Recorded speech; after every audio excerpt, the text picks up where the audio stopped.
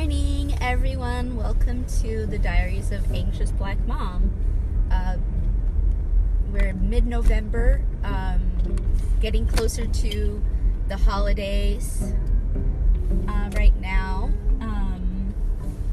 A lot of stuff happening kind of in the world. I feel like there's not a whole lot happening in my personal life, I guess, that I wanted to share. But in terms of what's happening around the world, there is arms conflict happening in Ethiopia, which is where I'm from, and that's the community that my personal community, or one of the communities that I belong to. And it's really hard to make sense of what's going on because, one, there is a lot of history, background history that you can probably look up on BBC or some other credible source of information. But yeah, there's a lot of history, and I think one of the biggest thing I'm finding is the sort of disagreement about what is Ethiopian's history. A lot of the time when I grew up, I can at least tell you that we really were not taught much about Ethiopian history growing up. And in the schools I attended public schools, and I don't really know why, whether that was sort of because of the government or the regime that we had at that time or not, I don't know, but it just wasn't really taught much. So I didn't really know much about Ethiopia's history, except that we defeated Italy, and we were one of the two countries in Africa that were never really officially colonized by Europe or European countries or whatever. So it's really been kind of an emotional roller coaster since I've been in the US and experiencing or hearing for the first time a lot of the conflicted, sometimes very violent history that Ethiopia has. A lot of the time, folks putting violence towards each other and creating lines and divisions based on religion or ethnicity, language, and area, and so there's a lot of ethnic conflict or ethnic distrust, ethnic violence that has taken place over decades and decades, and so because of that, there is a lot of animosity, I think, with folks towards each other, and I don't want to downplay kind of the also on the other side, there's also a lot of history of working together and kind of imagining ourselves as one people, even though we have different, we have over 80 languages, so we're still one people under that and all of that kind of stuff. But at the same time, also having this division that politicians have really exploited the difference in our ethnicity and language. And I remember this one time I was in grad school, and we were I was in a statistics class or evaluation class, I can't quite remember, but one of those data analysis courses, and this professor, I can't remember his name, but he was teaching us data analysis, and one of the things that I guess he does a lot of work, I think, in Africa, or I don't know where exactly, but maybe multiple countries in Africa, and one of the things he said is he was showing us a data set, and he said the more ethnicities that a country has, the more likely that the country would engage in civil war.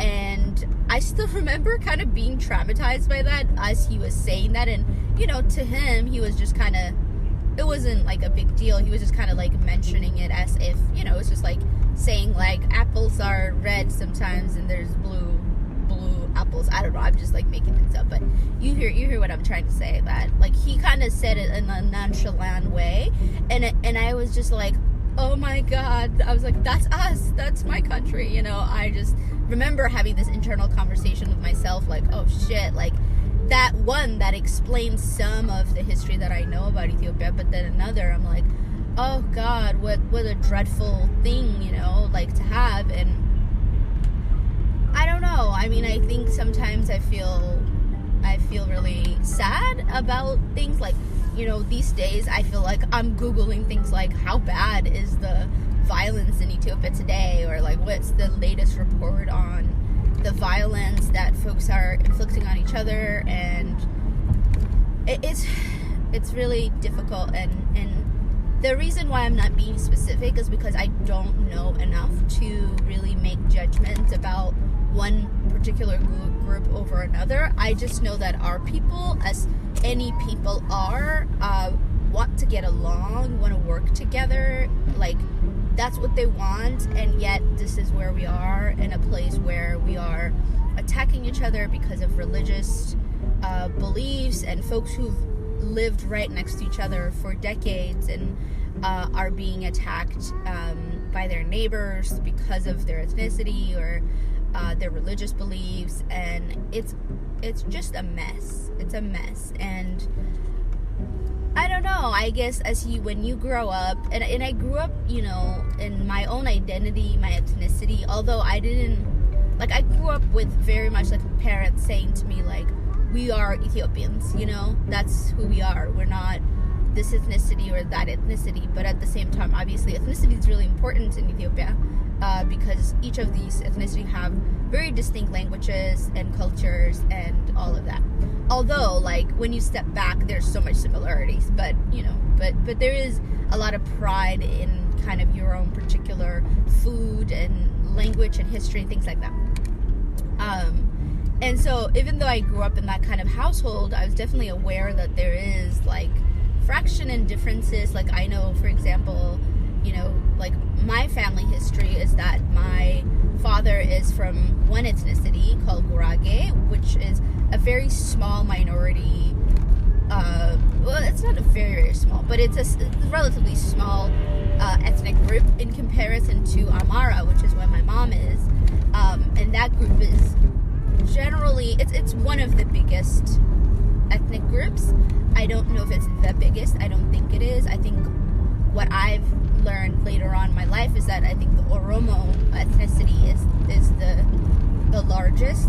But again, in Ethiopia, it's like simple information is something that people can't agree on. Like, is Oromo the largest population, or is it Amara? Like, you know, sometimes it's like, it depends on who you're asking. It's like, and it's really frustrating not to have a trustable source of information. But either way, like, Oromo, Amara are some of the bigger ethnicities. So is Tigray, and Gurage is one of the smaller ones. Anywho, but even in my mom's side, although she's Amara, but like, she also has like Gurage and other ethnicities mixed in. And that's like, our entire family has a lot of ethnicities mixed in together.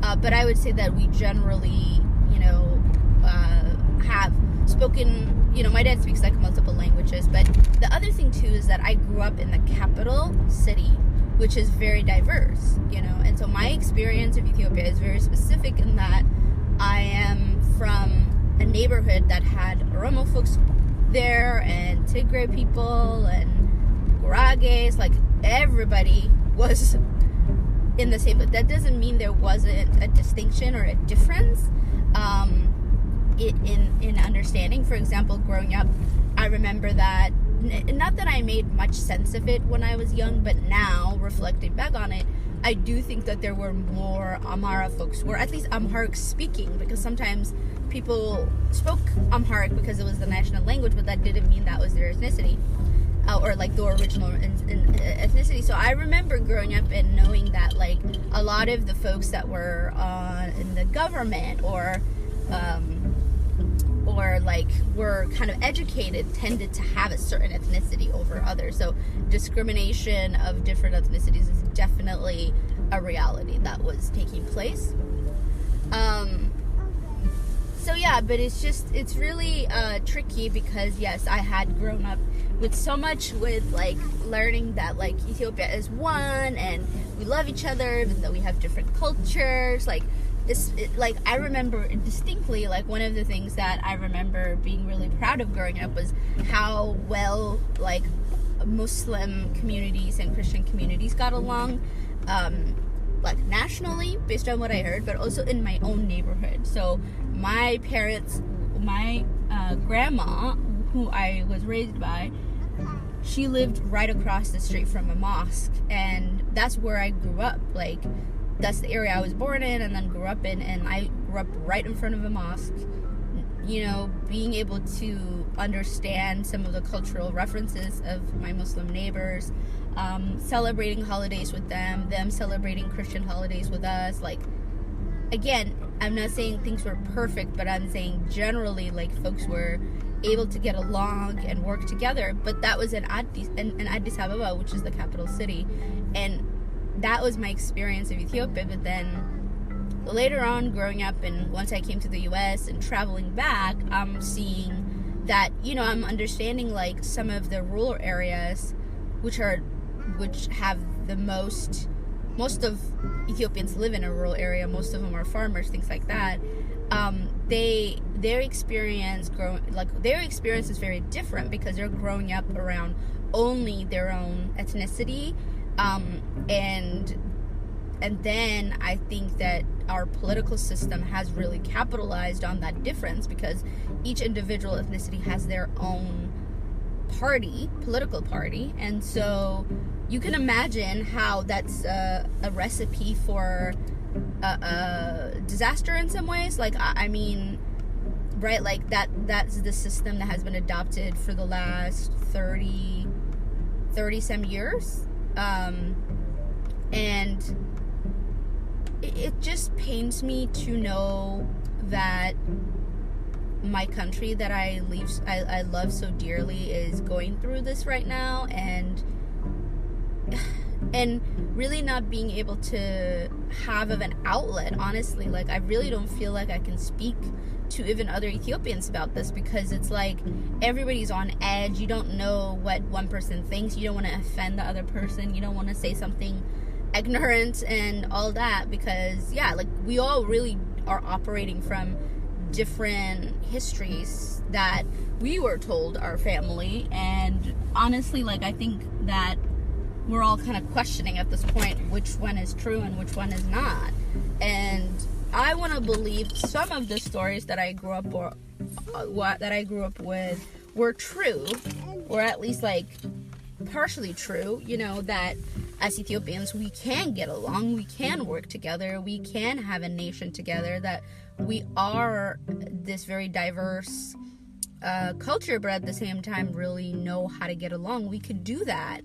And it just really is painful to imagine that, like, maybe, like, we won't, like, the whole, like, I mean, what's going on right now is pretty much a civil war. That's how it's being described by international human rights organizations. And, you know, in the Tigray region and the Amhara region, bordering Tigray region, people are being displaced, people are being killed, civilians, but it's just like, I don't know. I guess, like, it seems like in Ethiopia, there's every generation has to have a war associated with them. And I guess this is our generation. This is my generation civil war for Ethiopia. And it's such a...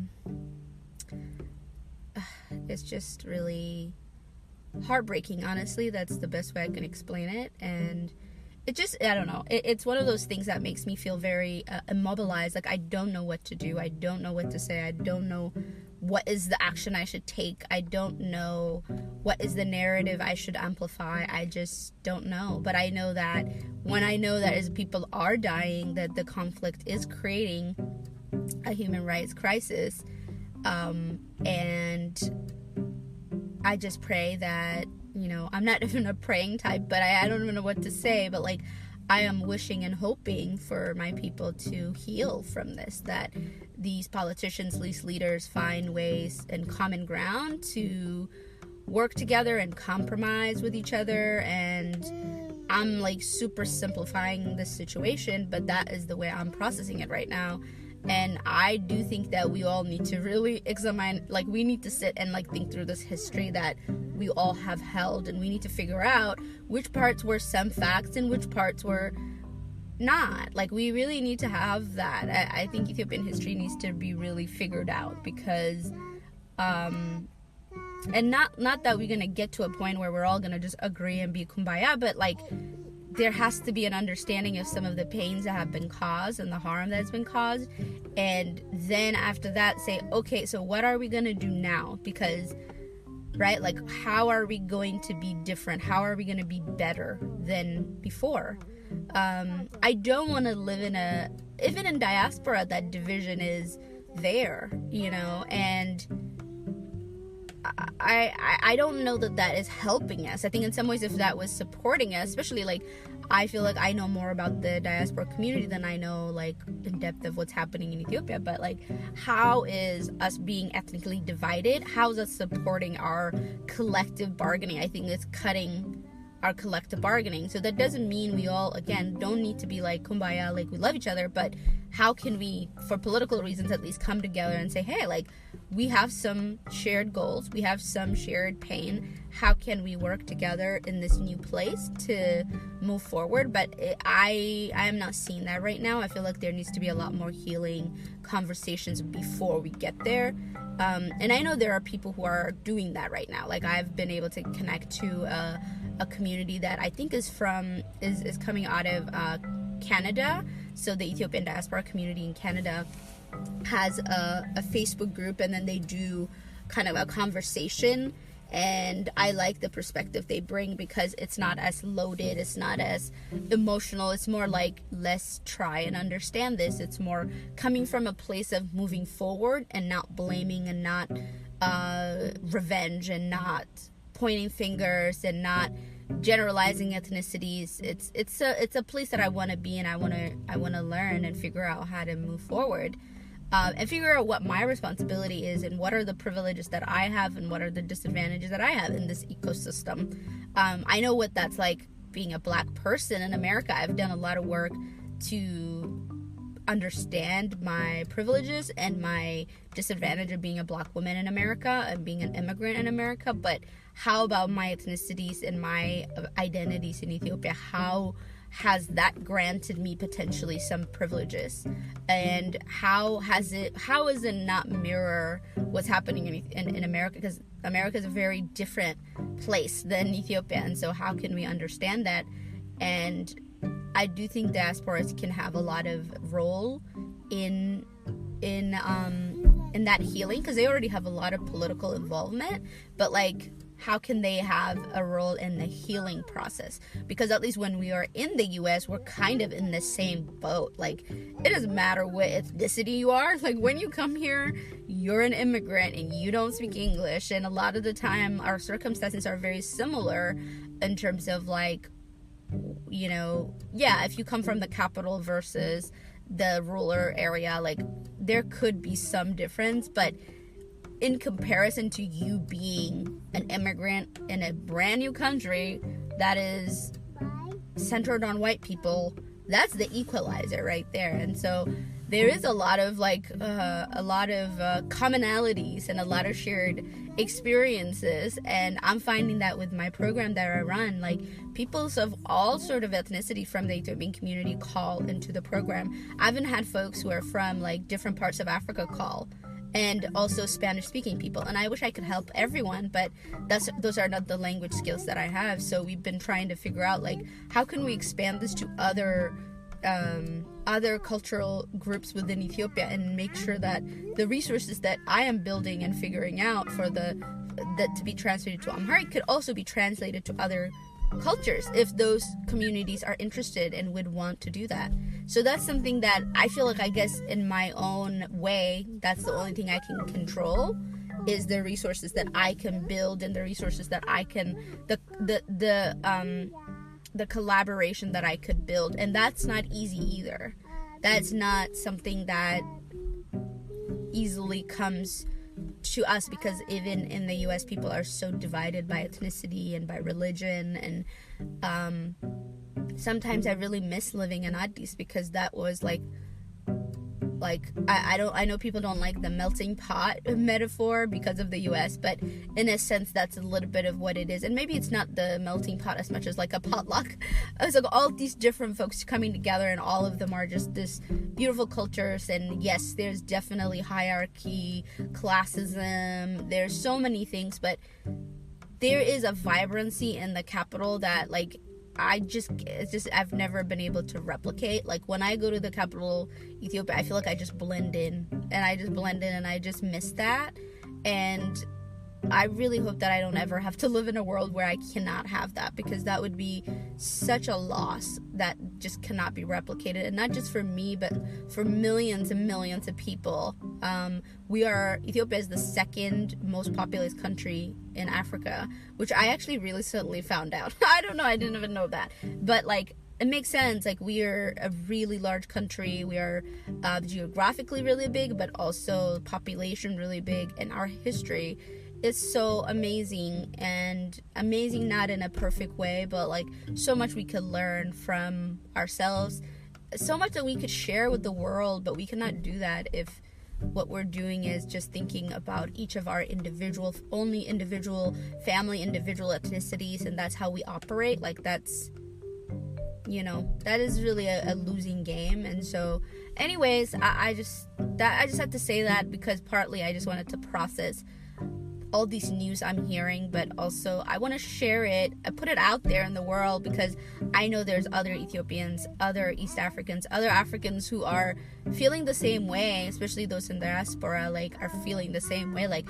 they want to be part of the solution. They don't want to just, like, it's important what my parents are saying and what their experience is, but at the same time, I don't need to always just follow it. I don't necessarily have to just go with the pain that my parents experienced. I have the privilege of being a newer generation, and so a little bit distance from the pain, enough to be able to imagine something new that maybe some of our parents, because they experienced so much pain by their own countrymen, they really can't imagine anything new. So how can we, as the next generation, be those folks who are able to start that new conversation, and how much that is tied to our well-being here in the US. That's all I wanted to say. I know this is a little bit different than what I usually talk about, but, you know, anxious mom is anxious about many things, including civil war in Ethiopia. So thanks for listening, and I'll talk with you guys soon. Bye. Bye. Bye.